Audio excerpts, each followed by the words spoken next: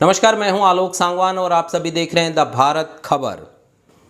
AIIMS के director doctor Randeep Guleria ने हाल ही में कोरोना की पुष्टि के लिए सीटी स्कैन करवाने को लेकर गलत बताया था। डॉक्टर रणदीप गुलेरिया ने कहा था कि यदि आप एक बार सीटी स्कैन करवाते हैं तो ये 300 से 400 बार एक्सरे करवाने के बराबर होगा और यदि इस तरीके से सीटी स्कैन करवाए जाते हैं तो उससे शरीर में कैंसर होने की संभावना बढ़ जाती है।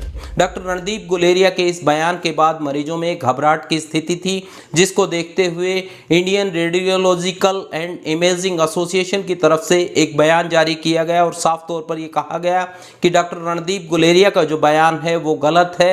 आधुनिक भारत में इस तरह की टेक्नोलॉजी है जिससे रेडिएशन का जो असर है वो कम है और अब यदि आप एक सीटी स्कैन करवाते हैं तो वो कहीं ना कहीं 10 से 15 बार जो एक्सरे करवाते हैं उसी के बराबर है, उससे भी कम की स्थिति अब बची हुई है। साफ तौर पर एसोसिएशन की तरफ से जो बयान जारी किया गया उसमें ये कहा गया कि डॉक्टर रणदीप गुलेरिया जिस बात को कह रहे हैं वो 30 से 40 साल पहले की स्थिति थी, मगर अब भारत में इस तरह की टेक्नोलॉजी है और रेडिएशन का असर बेहद कम है। लिहाजा कहीं ना कहीं एसोसिएशन के द्वारा साफ तौर पर डॉक्टर रणदीप गुलेरिया के बयान को नकारा गया। एसोसिएशन ने साफ कहा कि इस तरह के बयान से पब्लिक में हड़कंप मचता है, घबराहट की स्थिति होती है, लिहाजा इस तरह के बयान से बचना चाहिए।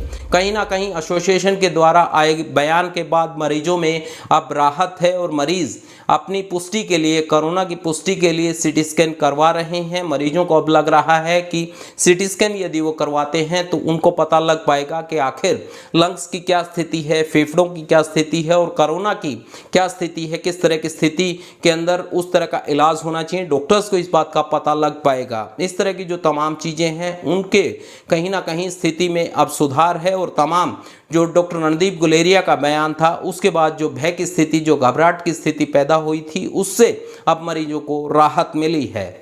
फिलहाल हमें दीजिए इजाज़त और यदि आपको हमारे द्वारा बनाई गई वीडियो पसंद आ रही हैं, आप पसंद कर रहे हैं, आपको हमारे द्वारा दी गई खबर अच्छी लग रही है तो इन तमाम खबरों को शेयर करें, लाइक करें और अपने तमाम जो सुझाव हैं वो हमें कमेंट के जरिए भेजें।